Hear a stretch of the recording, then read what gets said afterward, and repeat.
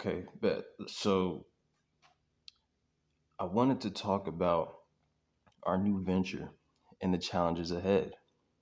I was bubbling with excitement and wound up comparing a company like Eastern to a huge building. Lorenzo uh, Carne and Co., however you pronounce his name, I suggested would be more like a sort of helicopter, able to alight on any floor. Hold up, man. Make sure I'm saying this right. Hold up, man. Alight.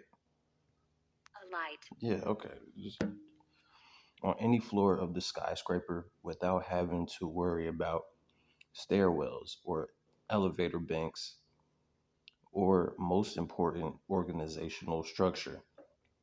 Arnold clearly didn't expect to hear my enthusiasm couched in such philosophical terms, but he got the point, and I never forgotten the analogy. In fact, I share it with young people whenever I get the chance because I firmly believe that the best way to get ahead in any field is to be unencumbered by the, all right, just because I said it, let me see, unencumbered, not having any burden or impediment, okay, by the constraints of a big corporation. The ability to fail or succeed comes only with the freedom to fail or succeed. It's facts. Lorenzo Carney, hold up, man. How do you pronounce? Carney, okay. Carney and Co. was incorporated on August 6, 1966. Bob and I each put up 3,000, about 29,000 in 2024 dollars. In both our cases, around 50% of our net worth, and opened an account for the new firm with JP Morgan and Co. All these codes, man, which we viewed as a prestigious old line bank, the Donald branch, or the Darnell branch of the New York Public Library off Fifth Avenue on West 53rd Street. Let's see I want to get a visual. What did this look like? West 53rd Street, New York. Come on.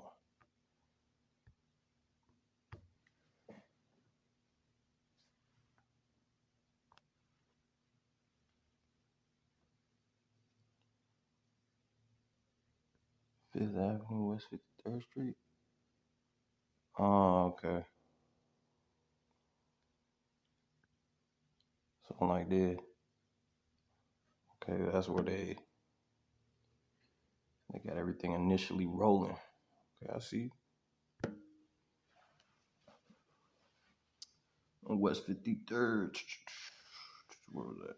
West 53rd Street became our first office out of necessity. Bob and I both lived on the Upper East Side. Yo, me too. That's crazy. At that time, and we began most of our days at a neighborhood coffee shop, later moving on to the library to go over the morning papers and plan our agenda for the day. Perhaps outrageously, we, hold on, man, before I even commandeered, officially take possession or control of something, especially for military purposes. We commandeered a library phone booth and used it to set up appointments. We also used library materials to research various companies we thought might be in need of our advisory talents. Nowadays, with the proliferation of databases, okay, I said that, boy. Rapid increase in number, okay, of databases and other inexpensive research tools, We could have gotten the same start with Wi Fi and a computer.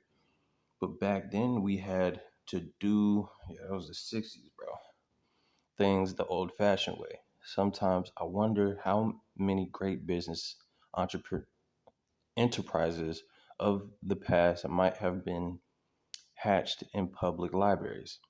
Even before we left our jobs, Bob and I had already researched the dozen or so existing supplemental airlines to see if we might isolate one for acquisition. I'll say buyout of a company, an asset or object bought or obtained typically by a library or museum, an act of purchase of, okay, yeah, buyout. Our thinking was that a carrier with an underutilized certificate could be had at an attractive price. Then, with aggressive new management in a more relaxed regulatory environment, a modest investment could turn into a potential gold mine. Yo, thinking business savvy, yo. One of the most attractive targets turned out to be Xantop Air. Okay, Xantop Air Transport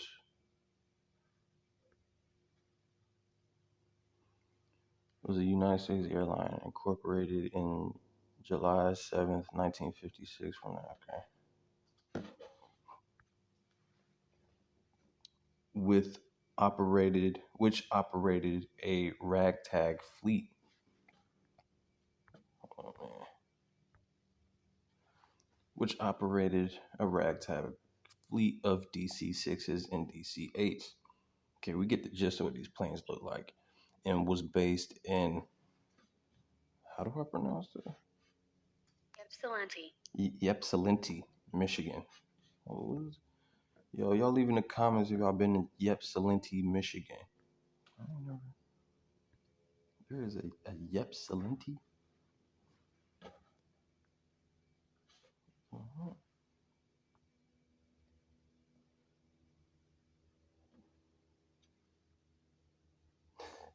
Here we are, Ypsilanti, Michigan. What the?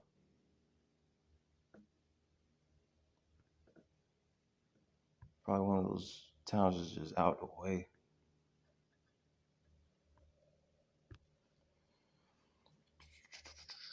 In Ypsilanti, Michigan, most of its charter business consisted of delivering Ford auto parts to production plants around the country.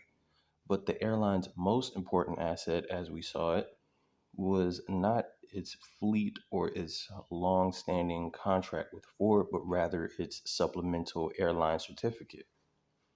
Let's just get a better idea of what these even mean. Supplemental airline certificate.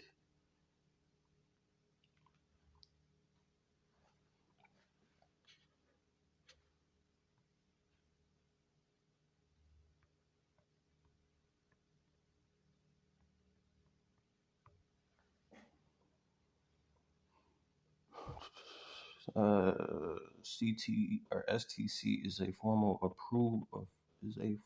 approval issued by the FAA that authorizes a specific modification to an aircraft engine or component. Okay, it ensures that the modification complies with applicable airworthiness standards. Wow, who knew?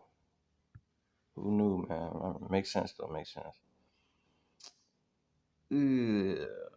We solicited an introduction through one of Bob's contacts, Arthur Norden, after learning that the Xantop family might consider a sale on the right terms, but we soon discovered that the key to the mergers and acquisitions business, which we were trying to master quickly, lay in optimism.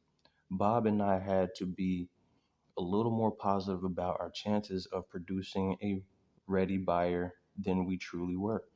Not only did we not have a buyer lined up, we also didn't have an office stationery or a return telephone number, but somehow we never got around to discussing this with Howard Lloyd and Dwayne Dwayne Zantop, who owned the company along with a fourth brother, Elroy Zantop. Bob and I flew to Detroit to get to know the brothers and their business and let them get to know us. Eventually, we structured a kind of phantom deal that made sense to the Xantops and to the hypothetical buyer. Because even then we because even then we knew enough to realize that deals were rarely done unless there was a good fit on both sides. Makes sense? Meanwhile, we had to find our ready buyers, and for this, we turned to a boyhood friend of mine named Ken Week, who used to sit in on regular card games at my parents' house in Rego Park and was now working at the small Wall Street brokerage firm of Toby and Kirk. Ken put us on the trail of another set of brothers, Dick and Don Matthews, who were looking to expand their. Hold up, man. What? Stevedoring. Stevedoring. Stevedoring business into an air freight operation. What the fuck is stevedoring? Yo, what the fuck is stevedoring? Oh, a dock worker. Some sort of like a waterfront dock work into an air freight operation. We walked them through a potential deal for Xantop, and they were intrigued by our proposal. The Xantops were still not actively looking to sell their airline, but Bob and I were convinced that they would be open to it if the right deal came along. It simply fell to us to turn it simply fell to us to turn the Matthews brothers into the right deal. Over the course of the following several weeks, working mostly out of the public library, we arranged for the Matthews brothers to acquire Xantop. As as compensations, we received a 5-year consulting contract plus an upfront payment of 100,000. Okay, the contract brought in around 15,000 a month over the course of 5 years. Although it didn't require much of our time, Bob and I would have. Now, how much is 100 racks in 19? What was it, 1966? How much was honey?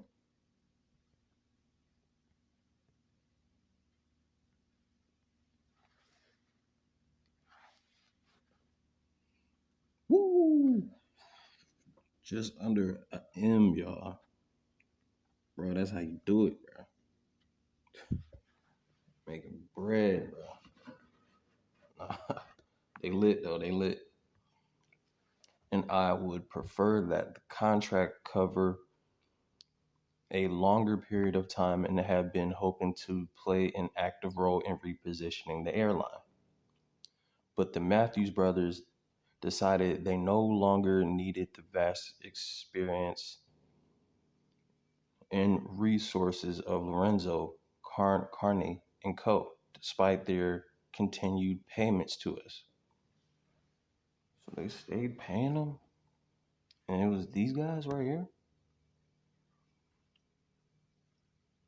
Article announcing opening of our first office atop the Pan Am building, 1967. Damn. So, all right, man, we're gonna come back to this, y'all.